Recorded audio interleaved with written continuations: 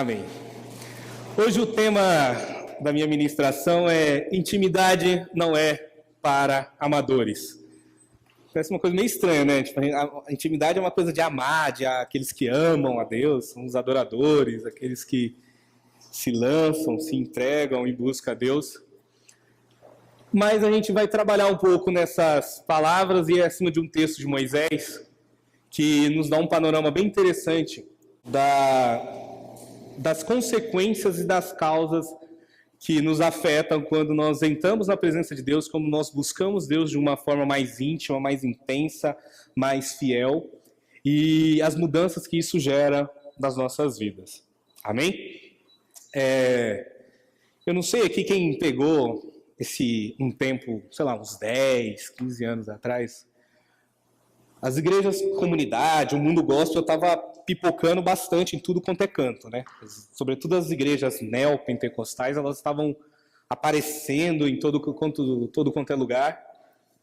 E alguns movimentos, algumas nomenclaturas apareciam e dava uma orientação sobre um conceito de uma vida cristã.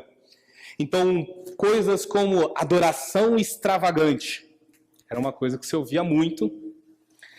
Adoração profética, era uma coisa que se ouvia demais.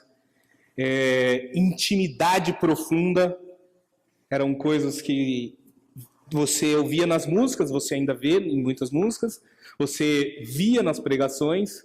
E isso foi um movimento que eu percebi, né, da minha caminhada cristã, que eu participei muito disso. Eu ia em congressos, eu ia em shows, eu ia em igrejas, eu ia em festivais. E isso era uma das tônicas das coisas que aconteciam bastante, né? Essa busca pela presença de Deus, essa coisa profunda.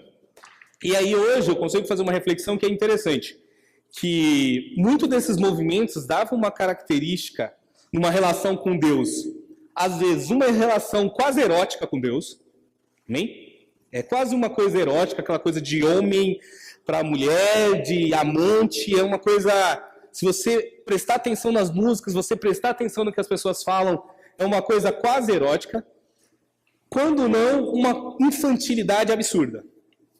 Amém? Aquela coisa do Abba Pai, de Jesus, quando ele traz o conceito de que agora eu sou filho, eu pertenço a Deus, esse conceito também dava uma infantilizada nas pessoas, na relação, na exposição da fé das pessoas, na interação das pessoas com Deus, que parece que as pessoas, parece que elas infantilizaram, assim, parece que elas eram um bebê de 3 anos de idade buscando a presença de Deus.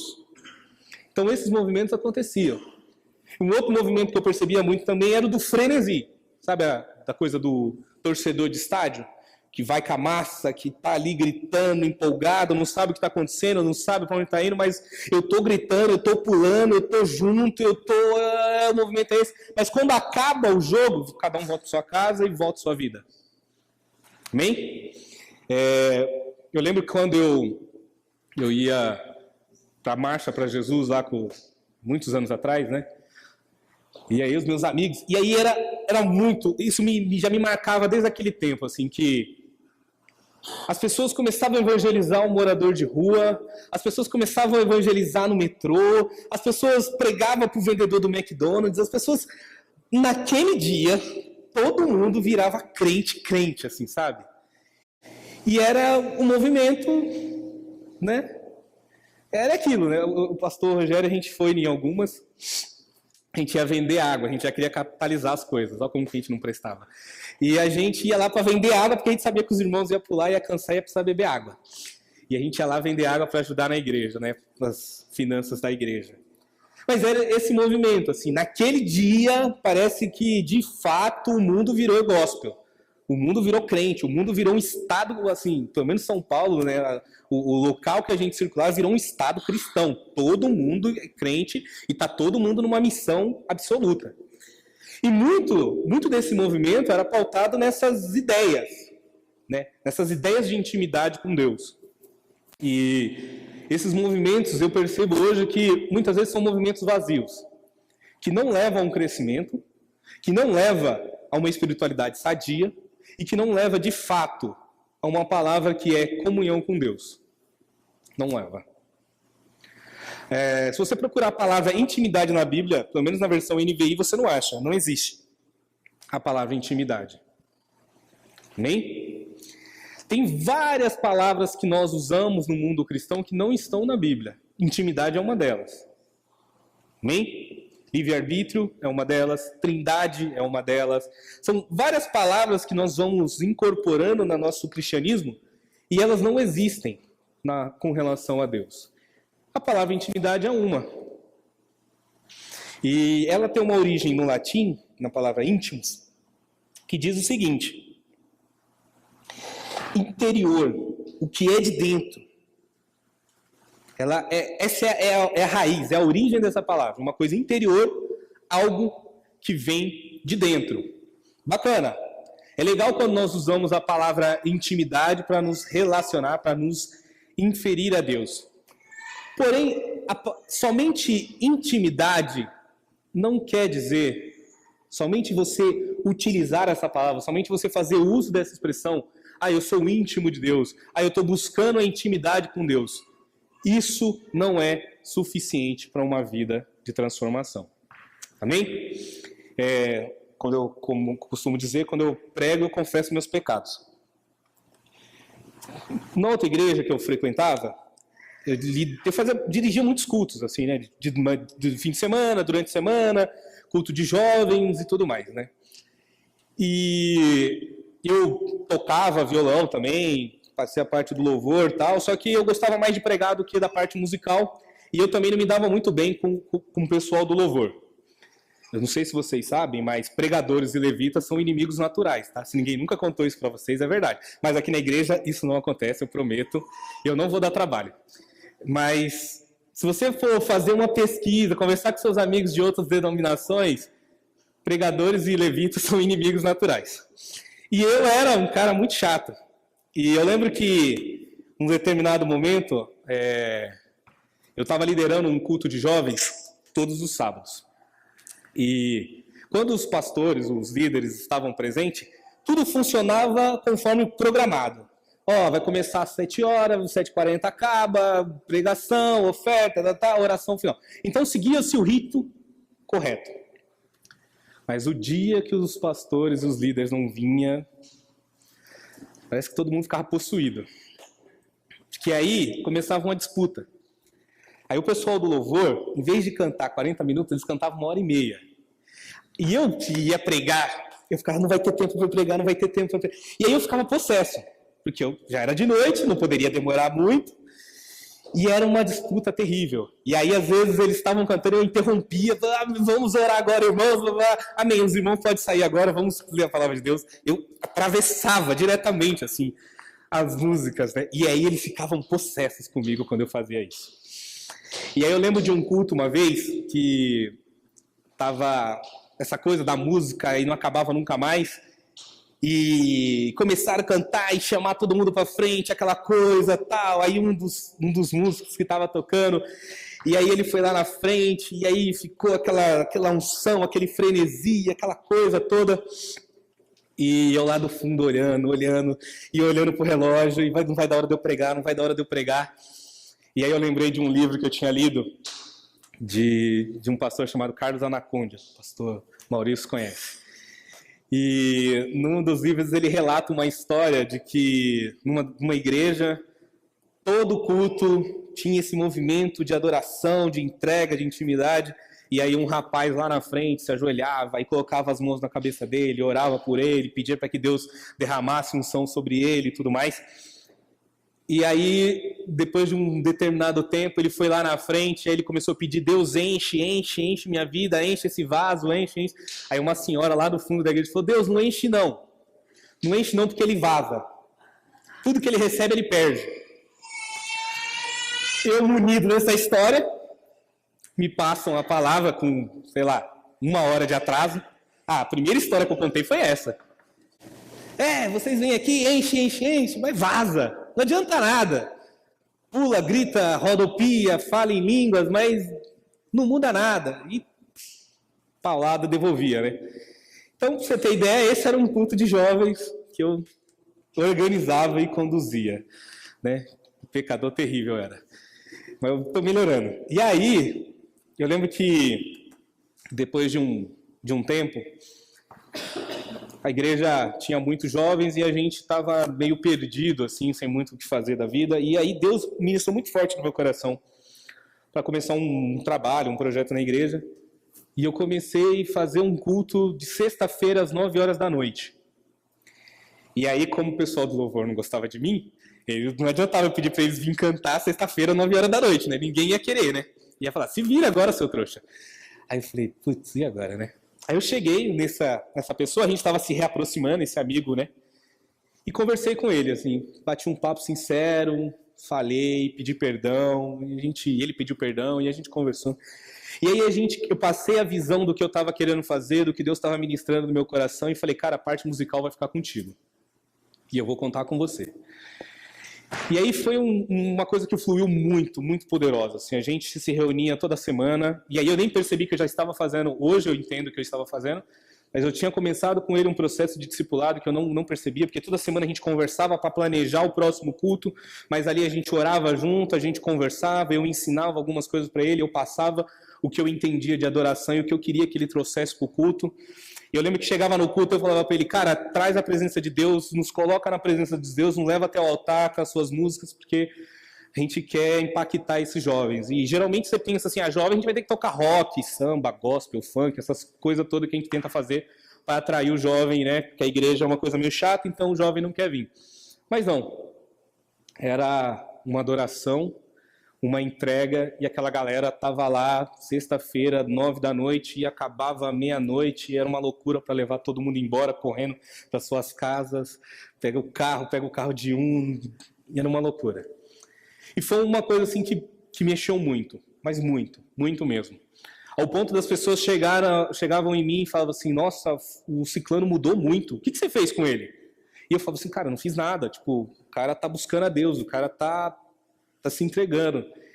E, de fato, era uma coisa assim que o dia que ele não conseguia vir no culto, você sentia que a presença, o negócio não fluía.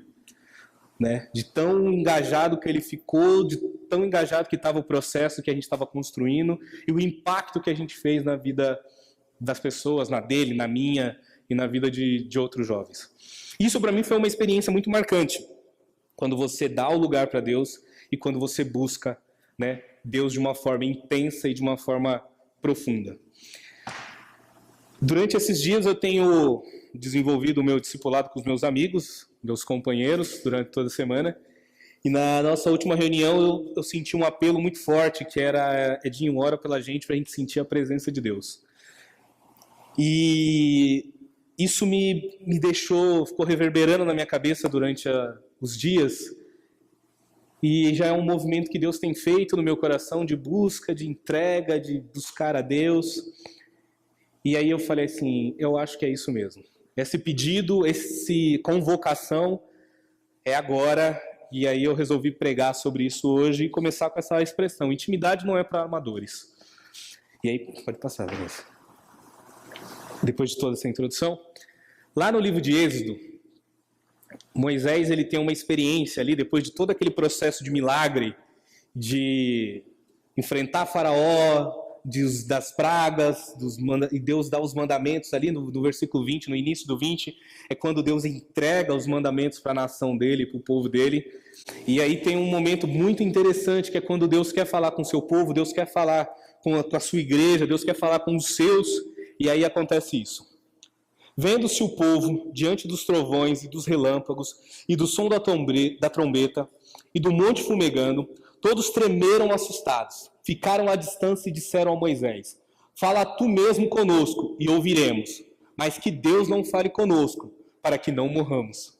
Moisés disse ao povo, não tenha medo, Deus veio prová-los, para que o temor de Deus esteja em vocês e os livre de pecar. Pode passar, Vanessa.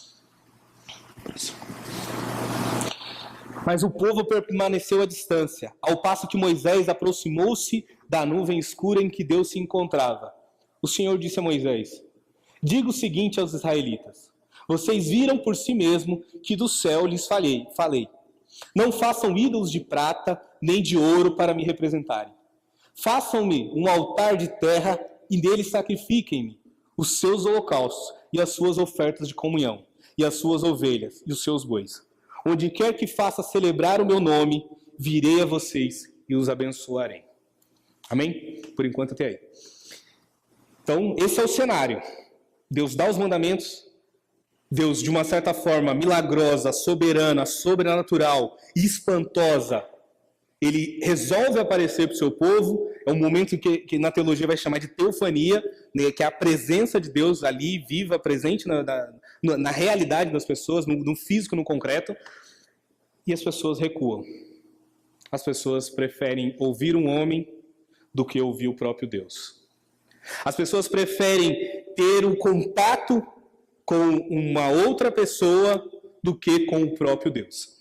E por que a intimidade, eu vou usar essa palavra, mesmo ela não sendo uma palavra boa para a gente, não sendo uma palavra mais adequada para definir o que nós queremos ter com Deus, mas eu vou continuar utilizando ela porque ela é uma palavra que está no nosso entendimento, isso faz com que a gente compreenda, né, o sentido das coisas. Ter intimidade, ouvir Deus face a face, falar com Deus, isso que muitas vezes nós cantamos, isso que muitas vezes nós oramos, isso que muitas vezes nós pedimos, demonstra que na realidade nós não estamos preparados. E que muitas vezes pode ser uma baita mentira, uma hipocrisia muito grande, nós falarmos isso quando na verdade nós não queremos. Porque diante da presença de Deus, a sensação é uma sensação de morte.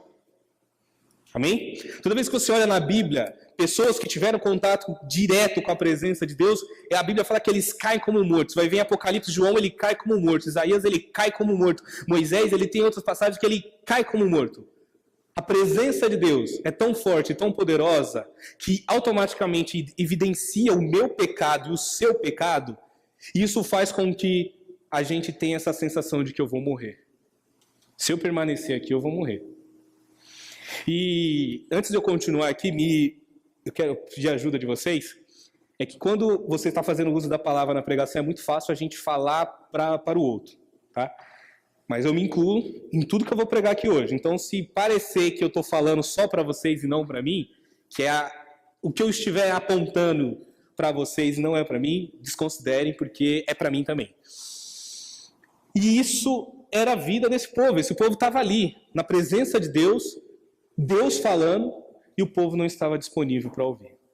Quando eu falo que a intimidade não é para amadores, porque a palavra amador é uma palavra latina também, e ela tem uma outra conotação, que é aquele que não domina bem a atividade que exerce, revelando-se inábil ou falto de qualificação, inexperiente, ou aquele que entende superficialmente de alguma área de conhecimento ou de alguma atividade.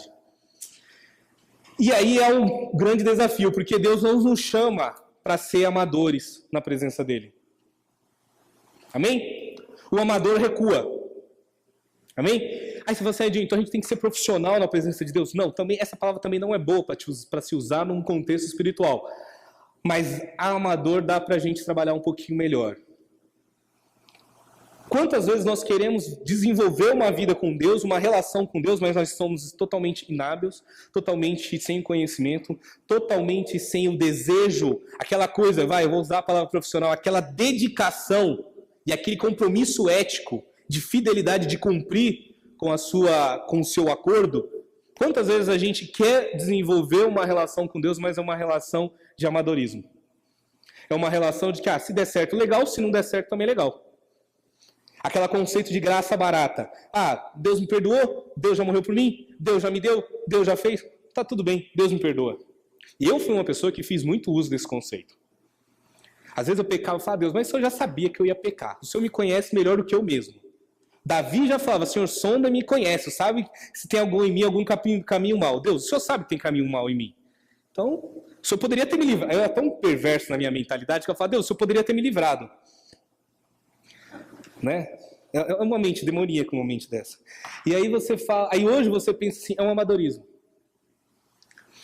E não é isso que Deus espera de nós. Não é isso que Deus quer de nós. O que eu chamo de amador? Vamos pegar qualquer outro exemplo, mas eu gosto muito de um esportista que é o Michael Phelps, o maior medalhista olímpico. Uma vez eu vi que ele treina 8 horas por dia. Um amador não vai treinar 8 horas por dia, correto? Amém? Mas também nunca vai ganhar uma medalha olímpica. Nunca vai chegar numa Olimpíada. Amém? Para você ser um bom advogado, você precisa estudar durante 5 anos, 4 anos, para estudar pra caramba depois para poder passar na prova da ordem e depois ser um dos melhores para poder entrar na sua área, na medicina, na música, qualquer área das nossas vidas. Se a gente quer ser excelência, há um período de maturidade, de crescimento, mas acima de tudo, há um período de muito sacrifício, de muita entrega. Nós queremos chegar a um status cristão, um nível de cristianismo, aonde a gente não quer passar por essas características semelhantes ao profissionalismo. Amém? Não, a gente prefere ficar no amadorismo.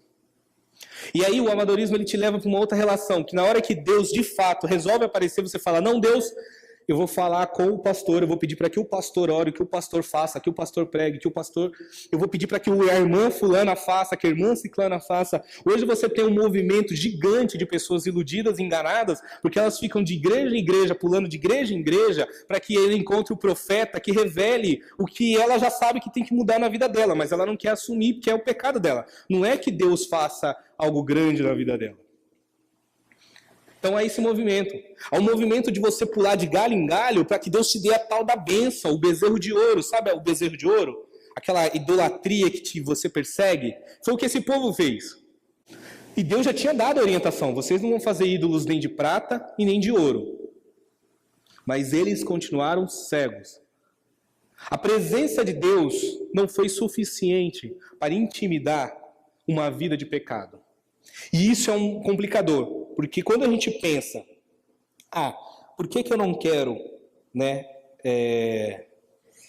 Ou então, mudando assim, você já perguntou por que algumas pessoas são mais íntimas de Deus do que outras?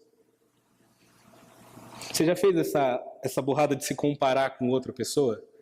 Você fala, nossa, mas fulana, Deus fala mais com ele, Deus usa mais ele, Deus abençoa mais a vida dele e não faz isso com a minha? E aí a gente pergunta, por que Deus usa tanto fulano, ou Deus usou tanto ciclano e não me usa? Deus tem um filho predileto, Deus escolhe? Não, não é isso. Tem a ver com o nível de entrega. Tem a ver com o nível de dedicação. O nível que você se lança na busca por Deus. Mas lembra-se, não é aquela busca erótica, não é aquela busca infantilizada e não é aquela busca de frenesi, irracional muitas vezes. Não é isso que Deus quer de nós. Quando nós somos confrontados com a presença de Deus,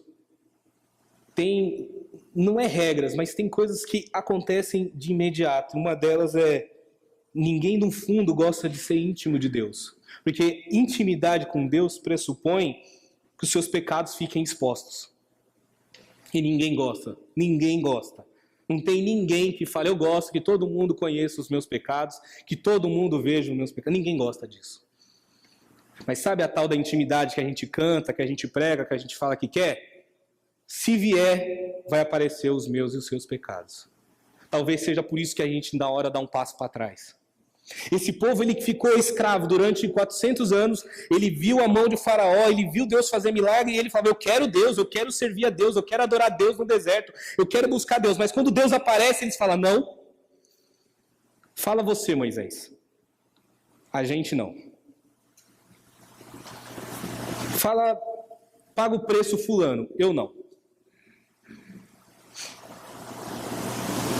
Quando a gente se aproxima da presença de Deus, outra coisa que Moisés deixou muito claro, não tenha medo, os nossos medos ficam expostos. E quando você tem medo, isso demonstra uma outra coisa, que é insegurança. Insegurança demonstra uma outra coisa, que é a falta de confiança em Deus. E aí a gente canta e prega e fala que busca, que adora, que serve, mas na verdade a gente tem medo que os nossos pecados apareçam, e a gente tem um monte de medo porque a gente não confia que Deus possa ser Deus nas nossas vidas. E são coisas que só vão aparecer num momento de intimidade, de comunhão, na presença de Deus. Fora desse espaço, fora deste contato, a gente consegue esconder tudo isso. Dá para esconder tudo isso. Mas quando você entrar na presença de Deus, é impossível não ser confrontado. Lembra da história de Isaías? Quando ele entra na presença de Deus, ele fala assim: ai de mim, que sou pecador, habito no meio de um povo de impuros lábios. A primeira coisa que ele reconhece é o próprio pecado. Ele reconhece, ele vê que ele é um pecador. Pedro, quando ele está ali diante de Jesus, e Jesus faz um milagre, ele fala: afasta de nós, que sou pecadores. E Jesus fala: não, hoje eu vou transformar vocês de homens comuns em homens que vivem num outro patamar, que vão para uma outra realidade. Esse é o convite para todos nós que Deus quer, que nós venhamos viver uma outra realidade. Porém, para ir para essa outra realidade, meu pecado vai ser exposto, os meus medos vão ser expostos, os meus desejos ficam expostos. E muitas vezes, na grande maioria, como diz o apóstolo Tiago lá no livro dele, que os nossos desejos não são os desejos de Deus. Que as nossas vontades não são as vontades de Deus. E isso na presença de Deus fica exposta. Porque nós vamos querer uma coisa e Deus vai falar outra. Deus vai apontar um outro caminho da qual eu vou falar: não é isso que eu quero, Deus. Aí Deus: eu sei, o seu desejo é diferente do meu. Outra coisa que fica bem evidente na presença de Deus, no confronto com a presença de Deus, é o nosso pecado, a nossa preguiça, a nossa negligência espiritual. Lembra dos apóstolos? Jesus foi orar no momento mais tenso, mais intenso da vida de Jesus, no ministério de Jesus. O que eles fizeram? Eles dormiram. Jesus falou: vocês vão orar comigo. Daqui a pouco está todo mundo dormindo. Qualquer semelhança é mera coincidência. Comigo e com você. Vamos orar. Ah, não, eu estou com sono. Ah, não, eu estou cansado. Aí Jesus falou: tá bom, vou dar a segunda chance. Eu vou voltar de novo. Fica aí, ó. Eu acordei vocês. Eu estou falando, ora, o inimigo está procurando para cirandar a vida de vocês. Fica firme. Jesus volta. Estão dormindo de novo. Mas eles não queriam estar na presença? Eles não queriam andar com Jesus? Eles não queriam sentir o poder e a graça de Deus, os milagres de Deus? Não era isso que eles queriam? Não é isso que a gente quer? A presença de Deus expõe muitas vezes a nossa preguiça, a nossa negligência, os nossos somente 5 minutos de oração que eu tenho para Deus por dia. O pouco tempo que eu tenho para ler a Bíblia. Eu sei, gente, é duro, mas é isso mesmo, assim. Não tem como eu ficar aqui pregando que a adoração é você se dobrar, se ajoelhar, chorar na presença de Deus, cantar 2 horas seguidas e deixar os pregadores de fora. Não é isso. Isso é muito bonito, é muito legal. Eu gosto de música. A gente poderia fazer o que a gente chama o congresso de louvores, né? Louvorzão, que a gente fica horas cantando. A gente poderia fazer muito isso. Mas isso vai expor meu pecado? Isso vai conflitar os meus medos? Isso vai incomodar a minha negligência e a minha preguiça espiritual? Dificilmente. Quando a gente entra na presença de Deus, outra coisa que fica exposta é o nosso egoísmo.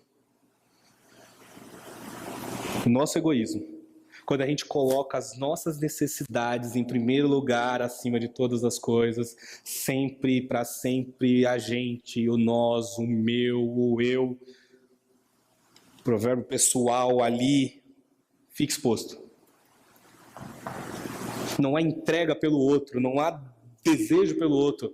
Lembra que toda vez que Jesus estava presente, as pessoas chegavam: tá uma multidão com fome, Jesus. Então, tá uma multidão com fome, dá de comer vocês. Deixa de ser egoísta. Faz você o que tem que fazer.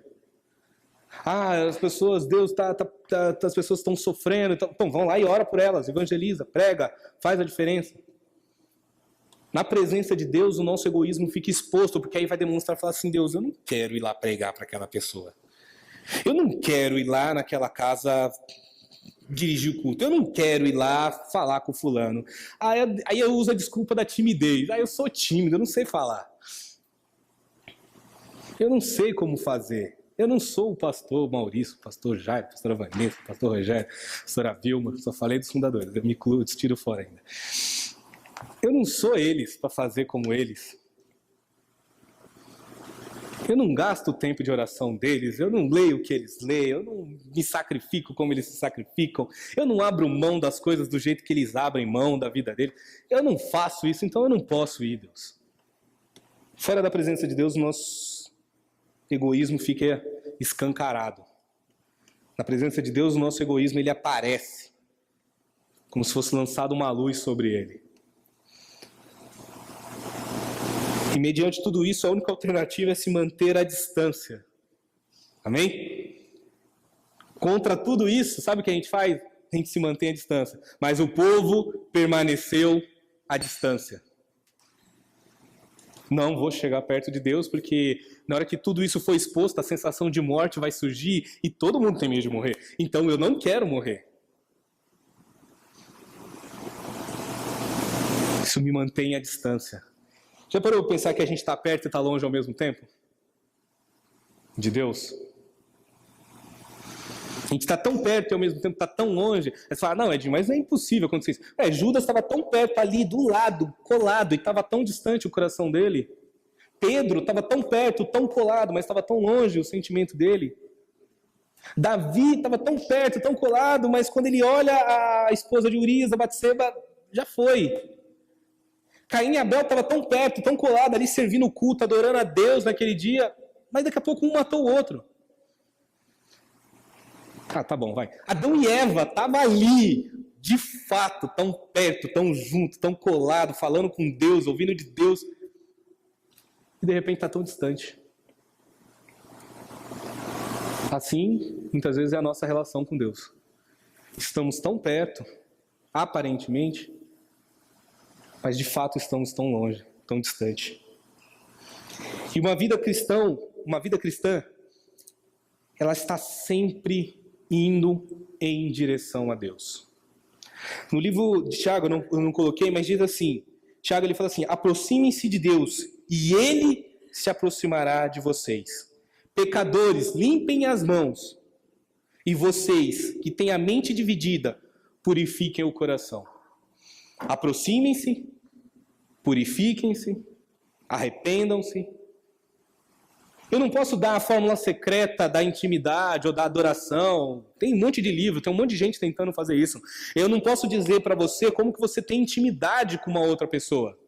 Você desenvolve esse relacionamento de intimidade. Eu sou abençoado por Deus por ter tido 2 filhos, porque é incrível, do primeiro dia que eles nasceram, a relação com os 2 foi totalmente diferente. E eles são gêmeos. A personalidade dos 2 é totalmente diferente. E o nível de intimidade que eu vou desenvolvendo com cada um, ao modo de cada um, é totalmente diferente. Mas está ali, é uma construção. Todo mundo, né, os casados aqui, aqueles que namoram. Quando namora é uma coisa, quando casa muda tudo. Não é isso? Quando você entra na intimidade, as coisas mudam. De fato muda. Porque agora você vai conviver com aquela pessoa 24 horas. Antes você vivia à distância, você se via de fim de semana, você só saía para lugares para comer, para passear, para se divertir, para ir para casa dos amigos. Você tinha uma vida ali periódica. Está perto, mas ao mesmo tempo está longe. Amém? Eu vou para a igreja no domingo, ou eu vou no Domus, ou eu faço uma coisa. Mas não é do dia a dia. Amém? E agora a gente vai avançar aqui no nosso tempo e na nossa pregação. Não é no dia a dia. Então, uma vida íntima, que não é para amadores, o amador, ele não vai ter uma relação com Deus todos os dias. O amador vai ter uma relação com Deus de fim de semana, de uma vez por semana, 2, 3, talvez. O amador vai conviver dessa forma. Aí você fala assim, Edinho, então tem que vir para a igreja todos os dias também? Não, porque lembra, pode estar perto, mas está longe ao mesmo tempo. Essa não é a questão. Não é o lugar físico. E meus filhos, vou pegando o exemplo deles, eu estou desenvolvendo um processo de intimidade. Não tem como você ter intimidade da pessoa da noite para o dia. Agora vou ter intimidade com Deus.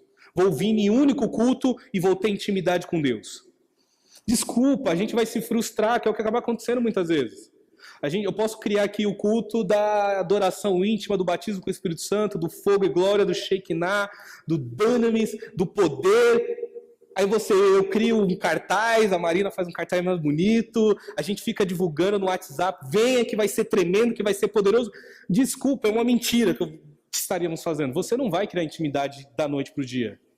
Intimidade é construído e leva tempo. É todo dia que você cria intimidade. E muitas vezes a gente cai nessa loucura gospel de achar que é dessa forma. E quando a gente cai nessa loucura gospel, a gente vem e acha que agora tá bom. Ah, eu fui lá, eu chorei, eu me derramei, eu caí, eu enchi. Aí é que nem a tiazinha lá fala, né? Não enche não, Deus, porque vaza. Lá na esquina ele vaza. Durante a semana no trabalho ele vaza, no casamento ele vaza, na faculdade ele vaza, na escola ele vaza. Ele vaza! Eu lembro quando a gente começou a me converter, um amigo meu antes, a gente já até falei dele aqui, a gente ia para a escola. E a gente, infelizmente, durante todo o nosso processo de adolescência, a gente era um projeto de marginal. E aí, na escola, tudo que acontecia de errado, a culpa era nossa. Não interessa se a gente estava envolvido ou não. Aconteceu, a diretoria na nossa sala, nos tirava da sala e vem. Na dúvida eu levo vocês. E aí a gente começou, né, ir para a igreja, se converter, aquela busca, aquela coisa de buscar Deus. Eu lembro que de quinta-feira a gente faltava na escola para ir para... Estava estudando à noite, no último período, e a gente faltava na escola para ir para o culto. O pastor perguntou: o que vocês estão fazendo aqui? Não tem aula hoje, o professor faltou. Mas mentira, a gente não queria mais ir para a escola, a gente só queria... Estava numa busca por Deus incrível. E aí eu lembro que a gente ficava assim na escola: você falou palavrão, porque, né, imagina, a gente a cada 10 palavras, 8 era palavrão.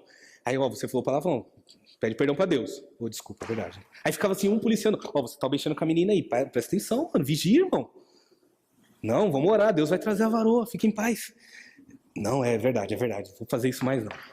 E aí começava: me encarou, vou brigar. Não pode mais. E era engraçado que a gente ficava se policiando o tempo inteiro, um policiando o outro, um tentando ajudar o outro a ser santo, a buscar Deus, a se converter. E esse processo é isso, você precisa ir em direção a Deus. Tiago, ele deixa muito claro: você vai em direção à presença de Deus. Aproxime-se de Deus e Ele se aproximará de vós. No versículo... Pode passar para mim? Não, aí mesmo. Não, volta, Vanessa, por favor. Isso aí. O Senhor disse a Moisés: diga o seguinte aos israelitas: vocês viram por si mesmo que dos céus lhe falei. Não façam ídolos de prata, nem de ouro, e nem ouro para me representarem. Façam um altar de terra. Um altar de terra, no Antigo Testamento, quando você vai estudar a história de Levítico, o altar de terra é o que todas as outras religiões faziam. Levantavam um altar e sacrificava os animais ao seu Deus. Quando Deus fala um altar de terra, você pode ser terra batida ou pode ser pedras.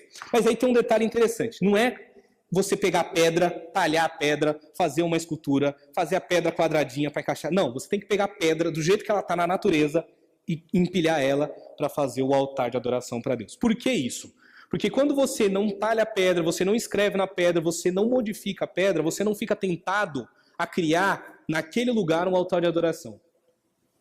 Você não fica tentado a adorar a pedra, essa é a verdade. E muitas vezes nós trocamos a adoração. Em vez de adorar a Deus, nós adoramos o pastor, ou o músico, ou a minha igreja, ou o meu grupo, ou meus amigos, ou minha vida espiritual, minha dedicação por Deus. E Deus está dizendo: não, vocês vão fazer um altar de terra. Começa por aí. E aí ele fala assim, ele continua falando: e neles sacrifiquem-me os seus holocaustos e as suas ofertas de comunhão. Na Bíblia não tem intimidade, mas tem comunhão. E essa palavra comunhão é muito utilizada na Bíblia. Ela aparece mais de 100 vezes. Sobretudo no Antigo Testamento. Em Salmos, é uma busca e um desejo constante. Comunhar. E uma oferta de comunhão é uma oferta bem interessante, porque você tinha que construir o altar de pedra, pegar o animal, pegar o sangue do animal, colocar em volta do altar, queimar a gordura, que é a melhor parte para Deus. E só nessa oferta de comunhão é onde você pode comer junto com o sacerdote, com Deus. É o único sacrifício em que os homens participam junto. Amém? A gente faz algum outro símbolo da igreja cristã moderna, do Novo Testamento, que a gente tem que comer junto com Deus alguma coisa? Não. Santa Ceia, que interessante. Na Santa Ceia, o próprio Deus está presente. Na Santa Ceia, ele como cordeiro, ele se lança como sacrifício e ele divide com os demais. E aí tem um detalhe, ele derrama o próprio sangue para nos purificar dos nossos pecados. Uma comunhão. Amém?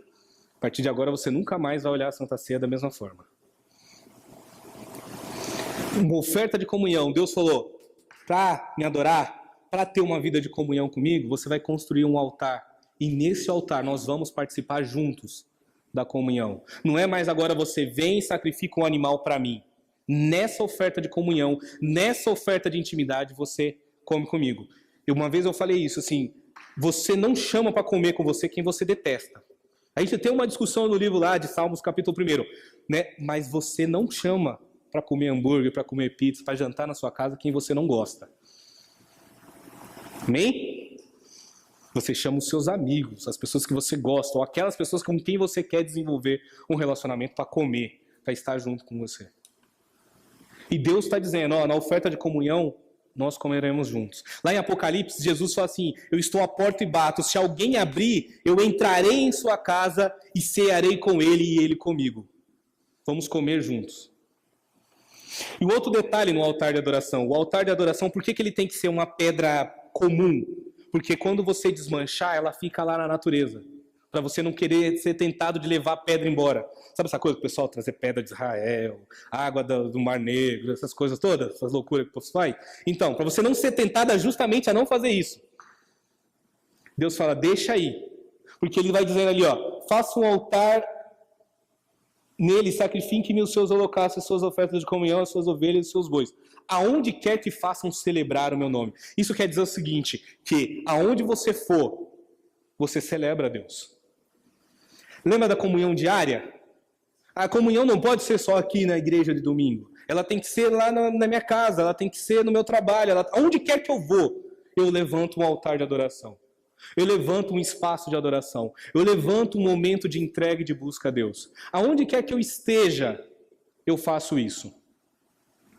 E aí começa a dinâmica de você mudar. Sabe onde eu estou tentando levantar um altar de adoração na minha vida? Durante o meu percurso no trânsito. Eu levo 1h30 para ir, para voltar, todos os dias, para casa. E aí, geralmente, de manhã, eu fico escutando o jornal político, CBN, Jovem Pan, todas essas coisas, Estadão. E à noite, na volta, eu vim ouvindo esses programas de futebol, essas coisas. E aí Deus tem me incomodado, e aí eu faço assim, eu fico tentado, não vou. Depois eu leio alguma coisa, depois eu entro no aplicativo e leio. Mas agora, nessa 1h30, que até eu chegar em casa, eu vou ouvindo louvor e vou falando com Deus. Então, é um altar de adoração. Você levantou ali. Esse é só um exemplo, tá? Muitas vezes Deus quer levantar altar de adoração nas madrugadas. Deus quer levantar altar de adoração lá no seu banheiro, quando você estiver lá, antes de tomar o banho, antes de fazer qualquer coisa, você fala assim, eu vou ficar aqui, vou dobrar meu joelho, vou orar, vou buscar Deus. No seu trabalho, se você conseguir chegar, o tempo que você ficar só, você levanta o seu altar de adoração ali. Aonde você for, Deus está dizendo ali, aonde quer que faça celebrar o meu nome, virei a vocês e os abençoarei. Isso é muito forte. Aonde quer que eu vá, e aonde eu for, eu levantar um altar para Deus, Deus vai me abençoar e Deus vai estar presente. Isso é uma vida de comunhão. Amém? Uma vida de um relacionamento que você vai construindo diariamente com Deus. Diariamente. Eu li esses dias que para criar rotina você precisa fazer alguma coisa 21 dias seguidos. Isso prova que eu nunca consegui ir para academia 21 dias seguidos. Eu lembro que quando eu estava numa busca irracional, eu ouso dizer isso, pela presença, pelo poder de Deus. Eu lembro que no final do ano eu sabia que era o culto de Ano Novo, que era aquele culto que ia ter muita oração, ia ser aquele culto do poder, do fogo. Eu resolvi fazer um jejum de 3 dias seguidos, só tomando água. Porque eu era crente. E aí foi, o primeiro dia eu já estava vindo numa rotina boa de jejum, isso denuncia também que eu estou fazendo um pouco de jejum. Mas eu estava vindo numa rotina de jejum, e aí eu lembro que eu tentei fazer esse jejum de 3 dias. Primeiro dia eu consegui, no segundo já comecei a ficar... O terceiro parecia que o estômago estava colado nas costas, assim. E aí eu já nem pensava mais. E detalhe, todas as comidas da festa da igreja foi feita na minha casa. Então, às vezes eu abria a geladeira assim, eu falei, não pega o pudim, não pega tal coisa. Foi uma luta. Chegou o horário do culto, eu não vi a hora do culto acabar. Começou a oração, eu falei, que oração que demora, precisa acabar logo pra gente poder comer. Sabe o que é isso? Espiritualidade racional. E detalhe, eu me achava muito mais crente que todos os outros jovens lá da minha época. Eu achava que era melhor que todos eles. Porque eles não jejuavam, eles não liam a Bíblia como eu lia, eles não pregavam, eles não faziam nada. E eu era o bom da boca ali, eu que fazia a parada acontecer. Sabe aquela coisa que está tão perto, mas está tão longe? Está tão perto, mas está tão distante. Preciso voltar. E esse altar de adoração é que eu e você precisamos construir todos os dias, na minha e na sua vida. Só para vocês terem uma... Lá em Coríntios 11, 30, a gente lê muito isso na Santa Ceia, mas fala assim... Pois quem come e bebe sem discernir o corpo do Senhor, come e bebe para sua própria condenação. Por isso há entre vocês muitos fracos e doentes, e vários já dormem. Mas se nós nos examinássemos a nós mesmos, não receberíamos juízo. Amém? Sabe a nossa oferta de comunhão? Muitas vezes a gente faz ela relaxadamente, é por isso que a gente dorme. E por isso que a gente é doente espiritualmente, por isso que a gente é fraco espiritualmente. O apóstolo Paulo aqui, quando ele fala da Santa Ceia, não é como a gente organizado uma vez por mês, gente. Eles faziam a ceia praticamente diariamente ali, quase todos os dias, porque era uma comunhão diária. A gente faz ceia uma vez por mês, por contas, não sei por que por contas, mas a gente faz. Também não dá pra gente estar aqui todos os dias comendo na igreja, mas não é a essência da coisa, a gente não consegue fazer. Pode passar, Vanessa, pra gente terminar. Lá, mais à frente, depois de uma caminhada, Deus, quando está para entrar na Terra Prometida, para abençoar o povo, isso é característica de uma pessoa que vive em comunhão, que anda com Deus. E Moisés tem um monte de defeito. A Bíblia fala que quando Deus ele chama Moisés para poder libertar o povo, no meio do caminho, Deus se arrepende e tenta matar Moisés. Se me vês com agrado, revela-me os teus propósitos, para que eu te conheça e continue sendo aceito por ti. Lembra-te de que esta nação é o teu povo. Respondeu o Senhor, eu mesmo acompanharei e lhe darei descanso. Então Moisés declarou, se não fores conosco, não nos envie. Isso é a vida de um homem cristão. Não adianta, eu não quero ser o dono da batalha, não quero ser o dono da vitória, não quero ser eu que conquisto, não quero ser eu aquele que faz acontecer, aquele que revela todas as coisas. Não, Deus, se o Senhor não for comigo, não me faz nem sair daqui. Lembra de Jesus? Senhor, se possível, passa de mim esse cálice, mas antes seja feita a sua vontade. Pedro, quando todo mundo começa a abandonar Jesus, as pessoas começam a ir embora, Jesus vira para os 12 e fala, e vocês não vão embora também não? Aí Pedro responde, Senhor, para onde iremos nós? Só tu tens palavras de vida eterna. O apóstolo Paulo, ele declara inúmeras vezes assim, que o meu ganho é Cristo, meu morrer é lucro. O apóstolo Paulo, ele abre mão, ele faz uma dinâmica da própria vida de abrir mão de tudo. E ele fala que o que ele mais quer é conhecer a Deus. Sigamos e prossigamos em conhecer o Senhor. Davi fala, uma coisa pedi e a buscarei, viverei na presença do Senhor todos os dias da minha vida. Quando a gente olha para a vida desses homens, Moisés, Davi, Pedro, Paulo, eles têm um diferencial que contrasta com a nossa vida. Por que nós não somos Pedro? Por que nós somos um Paulo? Por que nós não somos Moisés? Porque nós não temos o nível de entrega que eles têm. Nós não temos o nível de desejo que eles têm. Nós somos amadores perto desses caras. Isso eu estou dando um exemplo da Bíblia. Você deve conhecer uns 10 aí de pessoas que você fala, olha, irmã fulano, irmão ficano, pastor ciclano é uma bênção. Porque há um nível de entrega e de sacrifício muito grande. Coisa que nós, muitas vezes, como povo, Quando Deus se revela e começa a exigir para que tudo aquilo que eu falei no início, os nossos pecados sejam expostos, nosso medo, nossa segurança, tudo seja exposto, a gente dá um passo para trás e recua e prefere ficar à distância, vendo Deus fazer de longe. Eu não quero entrar, eu não quero fazer parte daquilo. Dá muito trabalho estar lá no meio. Dá muito trabalho fazer junto. Eu prefiro ficar aqui à distância, vendo o que acontece. E não é isso que Deus quer de nós. Intimidade não é para amadores. Amém? Presença de Deus não é para amadores. Precisamos desse incentivo de entrega.